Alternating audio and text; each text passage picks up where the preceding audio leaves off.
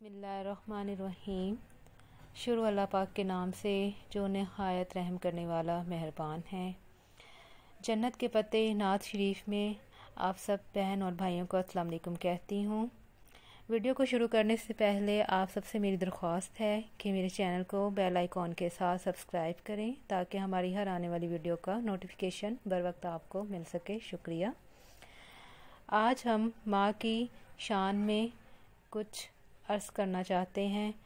माँ एक ऐसी गज़ल है जो सुनने वाले के दिल में उतर जाती है, जी करती है, हाँ करती है, ऐसा तो सिर्फ़ माँ करती है। प्यार तो है माँ की ममता, दुनिया कहाँ प्यार करती है। प्यारी बहनों और भाइयों, कसम है अल्लाह की, माँ का हक़ अदा करते रहो।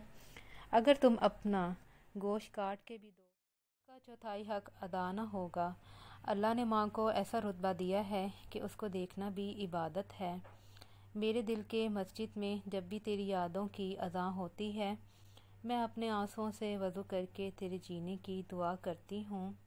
मेरी माँ की दुआएं उतरती ही नहीं मुझ पे कोई आफत, मेरी माँ की दुआओं ने आसमानों को रोक रखा है। ये सब मैं अपनी माँ और तमाम माँओं को खराज अकीदत पेश कर रही हूँ। इसी के साथ अगर आपको हमारी वीडियो पसंद आए तो लाइक, शेयर और सब्सक्राइब ज़रूर करें। जज़ाकल्लाह।